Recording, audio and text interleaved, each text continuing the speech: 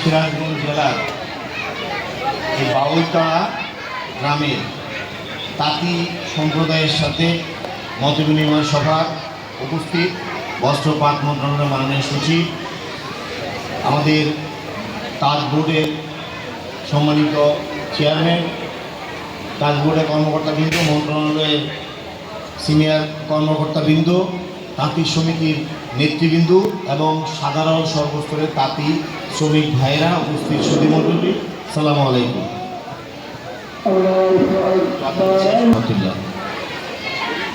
এবং আজকে একটা সুন্দর পরিবেশে আমরা আপনাদের সামনে উপস্থিত হতে পেরেছি।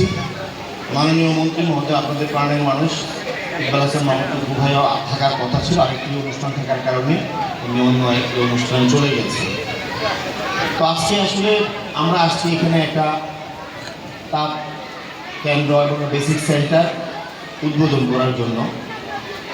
যেহেতু তাঁতিদেরকে নিয়ে আমাদের কাজ, সেই কারণে আমি মনে করলাম প্রান্তিক যারা তাঁতি আছেন, যারা শ্রমিক আছেন, তাদের সাথে যদি আমরা একটু কথা বলি, তাদের সুখ দুঃখের কথা শুনি, সমস্যার কথা শুনি, তাহলে আমাদের এই মন্ত্রণালয়ের সামনে পলিসি নীতি ঠিক করা আমাদের জন্য অনেক সহজ হবে।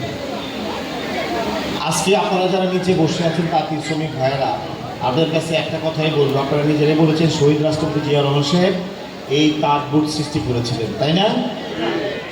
শহীদ রাষ্ট্রপতি জিয়া রহমান ছিলেন শ্রমিক, কৃষক, উনি সর্বশ্রেণী পেশার মানুষের হৃদয়ের মানুষ ছিলেন। কারণ আমার মন্ত্রণালয় তাঁতিদের নিয়ে কাজ করবো, আমি যদি স্টেজে বৈশা দুইটা বক্তৃতা চলে যায় কোনো কাম হইব? তাহলে আমিও তাঁতির মতোই আচরণ, তাঁতির সাথে মিশতে হবে, পাট শ্রমিকদের সাথে মিশতে হবে, পাট চাষিদের সাথে মিশতে হবে, তাহলে আমার মন্ত্রণালয়ের সার্থকতা আসবে এবং মন্ত্রণালয়টা আমরা সামনের দিকে এগিয়ে নিতে পারবো। সেই কারণে আজকে আমরা এই যে স্টেজ, এটাকে বসাটা বড় কথা না, আপনাদের মাঝে আসতে আপনাদের সাথে কথা বললাম, আপনারা খোলা মনে পরামর্শগুলো দিয়েছেন। আমরা চাই আগামী দিনে মাননীয় প্রধানমন্ত্রীর নির্দেশে এই যে হারিয়ে যাওয়া ঐতিহ্য তাঁত শিল্প, এটার ঐতিহ্যকে আমরা কিভাবে আবার ফিরিয়ে আনতে পারি, সে কারণে কাজ করা।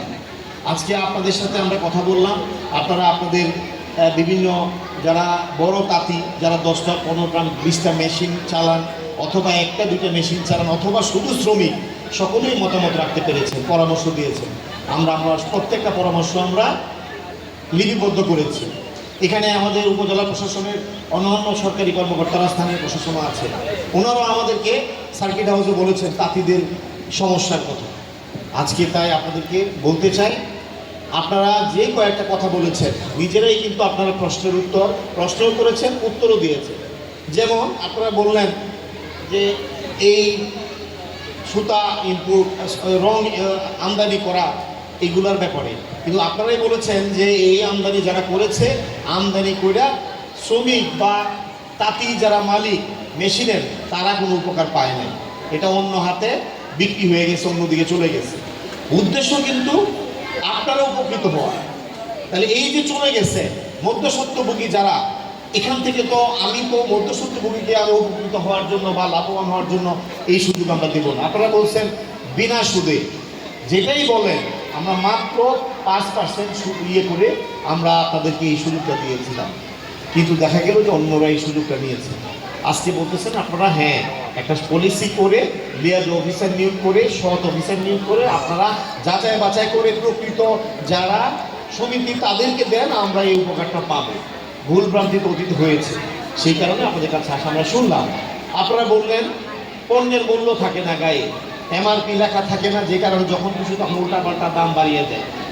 এই যে রঙের দাম আনতে আনতে বাড়িতে আইতে আইতে দাম বেড়ে যায়। সব কিছু মিলিয়ে প্রত্যেকটা বিষয় আমরা শুনলাম। বিদ্যুতের কথা বলেছেন, কৃষকরা আপনার ছাড় মূল্যে বিদ্যুৎ পায়, তাঁতিরা পায় না। সেখানে বড় তাঁতি, ছোট তাঁতি, আবাসিক লাইন, বাণিজ্যিক লাইন, বিদ্যুৎ মন্ত্রীও আপনাদের এলাকা, আমরা সবগুলো বিষয় আমরা নোট করে নিয়েছি। আমরা চেষ্টা করব আমাদের মন্ত্রণালয়ে এবং তাঁত বোর্ড আমরা বসে সরকারের সকল পলিসি হোল্ডার যারা আছে, আমরা সবার সাথে পরামর্শ করে আমরা আপনাদের এই সমস্যাগুলো কতটুকু আমরা সহায়তা করতে পারি। অবশ্যই আমরা আপনাদের জন্য যেহেতু কাজ করি, আপনাদের স্বার্থ আমরা দেখার জন্য আমরা এসেছি। আমরা বড় বড় ব্যবসায়ী, বড় বড় যারা আছে তাদের সাথে কিন্তু আমরা বসি না, আমরা বসছি আমাদের প্রান্তিক যারা আছেন তাদের সাথে জড়িত বিশেষ করে সিরাজগঞ্জ হলো তাঁতের মূল জায়গা, সেই জায়গাতে আমরা এসেছি। এবং আপনারা গত সপ্তাহে আমরা নারায়ণগঞ্জে গেছি 2500, সামনে আমরা রূপগঞ্জ যাব, আমরা প্রত্যেকটা জায়গায় যাচ্ছি। আগামী 1 তারিখে আমরা টাঙ্গাইল যাব, 2 তারিখে জামালপুর যাব। প্রত্যেকটা জায়গায় আমরা তাঁতিদের সাথে আমরা পরামর্শ করে আপনাদের সুখ দুঃখ জানার চেষ্টা করেছি।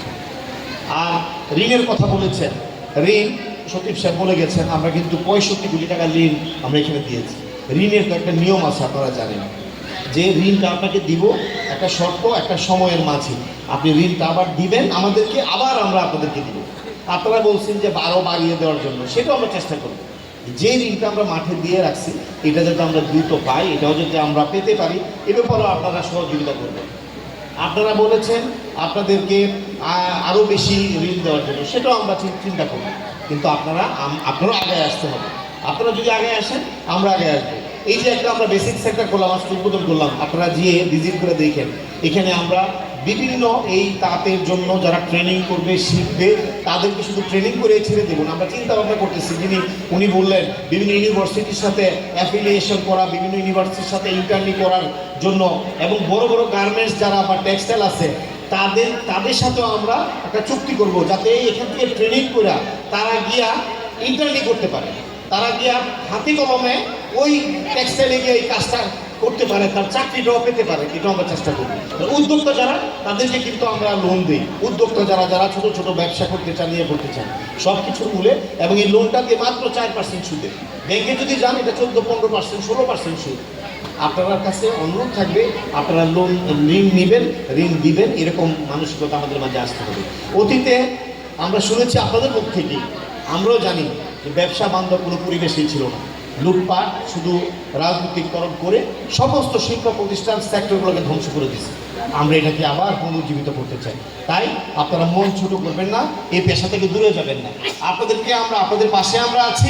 আমরা কিভাবে আপনাদেরকে সহযোগিতা করা যায়, আপনাদের প্রত্যেকটা পরামর্শ আমলে নিয়ে সরকারের সক্ষমতা অনুযায়ী আমরা যতটুকু সম্ভব আপনাদের জন্য একটা সহনশীল পরিবেশ, এবং আপনাদের এই প্রান্তিক চাষি যারা, তার শ্রমিক যারা আছেন, যারা বিভিন্ন মালিক আছেন, তাদেরকে আমরা যাতে সহযোগিতা করতে পারি, এই ব্যাপারে আমাদের পরামর্শ, আমাদের চিন্তা ভাবনা থাকবে ইনশাআল্লাহ। আপনারা সবাই যার অবস্থা থেকে পরামর্শ দিয়েছেন, আমাদেরও ভালো লাগছে। আমরা একদম প্রান্তিক গ্রামের একদম সাধারণ যারা তাদের সাথে আমরা পরামর্শ করতে পারলাম। আমরা জানতে পারলাম প্রকৃত অর্থে আসলে তাদের মনের কথা কি, তাদের কষ্টের কথা কি, তাদের দুঃখের কথা কি। ওকে, আমরা অবশ্যই আপনাদের এই বিষয়গুলো আমরা আলোচনা করি, পরবর্তীতে আপনাদেরকে এই সিদ্ধান্তগুলো আমরা জানাবো। এখানে যারা নেতৃবৃন্দ আছেন, আপনারাও অনেক ভালো কথা বলেছেন, শ্রমিক ভাইরা অনেক ভালো কথা বলেছেন। ইনশাআল্লাহ আমরা সবাই মিলে আসুন, মাননীয় প্রধানমন্ত্রী বাংলাদেশটাকে, সর্বপেশার মানুষকে যেভাবে আগামী দিনে এই বাংলাদেশটাকে গড়ার চেষ্টা করছেন, সেটা তাঁতি, কৃষক, শ্রমিক, মেহনতি মানুষের জন্য কাজ করার চেষ্টা করছেন, আমরাও সেই কাজটা করার চেষ্টা করবো ইনশাআল্লাহ। আমি আর কথা দীর্ঘায়িত করবো না, নামাজ আজান হয়ে গেছে, নামাজ হবে। আপনাদের সবাইকে ধন্যবাদ।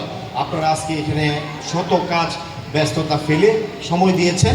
ইনশাআল্লাহ আমরা সবাই মিলে আমরা একসাথে চলবো, এবং এই তাঁত শিল্পকে সারা বাংলাদেশে আবার সমৃদ্ধ করা, এই তাঁত শিল্পকে আবার যাতে মানুষের একটা পছন্দের পেশা হিসেবে যে এলাকাগুলোতে তাঁত শিল্প গড়ে উঠেছে সেখানে আরও সমৃদ্ধ হয়, শক্তিশালী হয়, এ ব্যাপারে আমরা প্রয়োজনীয় পদক্ষেপ গ্রহণ করবো। আপনাদের সবাইকে ধন্যবাদ। আসসালামু আলাইকুম। ধন্যবাদ সবাইকে।